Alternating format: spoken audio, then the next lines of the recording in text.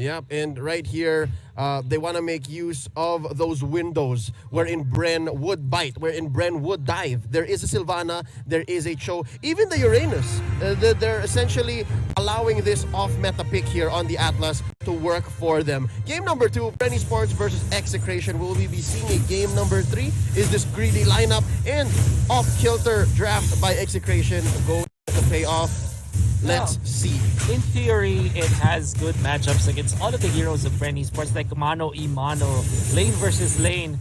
You have your way to deal with every single thing, but the problem is this is a Brody picked up by Bren, and I think that Bren already won championships with this, and a very comfortable Brody game as well. Let's just say that he might be taken out by Execration just because of the crowd control and the damage, but until such time, until they are able to fish out where KARLTZY is gonna have a good time. Yep, KARLTZY here on the show. Oh, speaking of the devil, this is one of the few times actually we see a side lane show from Bren Esports. That's right. And I don't know if this will work, but I do take note that everyone out there are gonna throw you back a year ago, or maybe a year and 4 months ago, where KARLTZY is the top one show in the Philippines. How are he streamed like what, 12, 18 hours per day? That's right. Crazy year for KARLTZY, even for a few actually, winning the world championship. But yeah, back to the game here. It's going to be Chakno and Kelra. I think there's a lot of pressure on Kelra here. Bren Esports is placing so much on the young gun from Execration, and so far Chakno already at half health. KARLTZY is gonna spot him. Oh, he knows someone's going for the recall and catches him with one orange buff of bound. That's gonna be first blood drawn here by Bren Esports. Very good emphasis onto the bottom side of the map, wherein they want to help Rebo get the farm as well as get the kill. Even when it's just a tank kill, that is one thing that Bren Esports really wanted, as they can now roll into the mid lane and maybe, just maybe, control the turtle area. And they have that open actually. There is a response from Execration. 3, 4 members nearby able to respond. KARLTZY pops an early torn apart memory. Etomax dropping the lunar circles here. Renzio dancing as the Esmeralda would. Push back here by few. Less than half health on the turtle. Let's see what's gonna happen. Lusty with the chromatic lance. Oh, down goes few. Renzio gets it. Etomax healing up. KLVJ dropping damage. KARLTZY destroys him, and now Renzio might have bitten off more than he could chew. KARLTZY gets the kill. KARLTZY gonna be getting one and more. Oh, triple kill on the Brody. 4-1. That's what we're talking about. Brody, KARLTZY just knows the hero, even when it's nerfed heavily. Right now, we can see in the replay how well this was played. KARLTZY was in the middle of the fight for sure, and he didn't have an ultimate this time, but lastly, the rest of the game, they played well. And I think that Granger, or KLVJ, was overly confident of the heals coming out from Etomax, especially as Etomax already gets level 4. But unfortunately, the immediate bursts coming out from the side of Bren Esports overwhelmed them. A little too confident. That instant replay is brought to you by Oppo A94. Experience gaming at full speed with Oppo A94. Get yours now for only 13,999 pesos. Another one might bite the dust here. Lusty getting hit with the fatal links, but survives nonetheless as Few and KARLTZY come in very aggressive, diving underneath the turret here. Oh, they are going to be pushing back. KARLTZY very confident. Yeah, very confident because he knows that he has all the stuns in the world. I do want to also take note that Few is playing well, exceptionally well with this Valier. And we saw in the Clash before that he was able to just searing torrent away all the members of the Execration squad, which was so instrumental in their victory. Now, also want to emphasize that KARLTZY went in and took the deadly blade, the casual deadly blade, as his first item. He knows that he needs the anti-regeneration for the Esmeralda as well as the Estes. And that means that the overall strategy of Execration is a little bit thwarted just because of that deadly blade pickup. Yep, foiled, if you will. 4 minutes 30 seconds in. Down goes the outer turret energy shield in just a few. This is the second turtle. There's no contestation from Execration here. Not in the least. KARLTZY and Lusty, this is enough of a contingency plan for anyone trying to get in. Yeah. That's a lot of CC. I love their positioning. But then again, Execration, they kind of understood that it's okay for them to not get the turtles. Although, obviously, it's ideal. but they have the late game strategy anyways.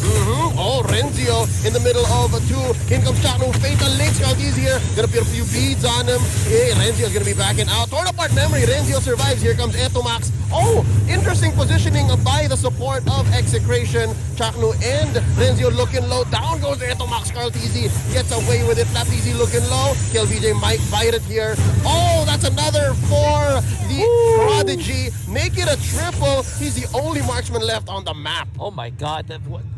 If we saw a weird timing from KARLTZY with the torn apart memory before the first turtle, this time it's more than perfect.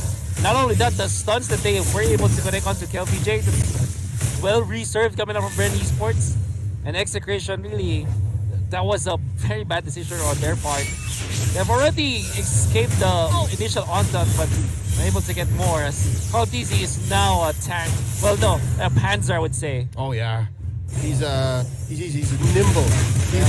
He can get in where he needs to and get out just in time. And all this while, look at Ribo. He just owned bottom lane, ladies and gentlemen. Already 2 turrets in 6 minutes in game number 2. So no turrets by Execration. Wolf, it looks like this greedy lineup by Execration, it seems like it's a little too selfish. It wants so much early on. There's the fatal links onto Ribo. He purifies and survives with the consecration. Easy. And I think Execration really just overly thinking about this. Oh, jumping in with the... What is this? Oh, the Divine Justice, able to put in one. KLVJ pinned and destroyed underneath his own turret. Bren Esports, I think they found their groove in this series. Oh, definitely. The math checks out.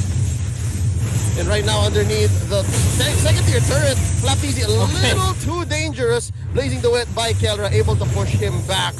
This first tier turret is standing a little too long. You know, I was about to say that the bad checks out, and Bren Esports kind of calculated the way they went in with Dusty, then went out just to take down the Granger, and then Flap makes that mistake. Oh, fatal links here. Down goes Few, and Kelra looking low. Oh, there's another. Renzio bites it as well. Double kill onto Lusty, and they're gonna continue with the choke. 7 minutes 30 seconds in. Wow, Bren Esports. If there's anything that we can say about them, they sure know how to play the map. Oh, definitely. As now they're leading by 7,000, 7 minutes in. That's a massive lead in the early stages, and it kind of feels like the sustain isn't coming from Execration.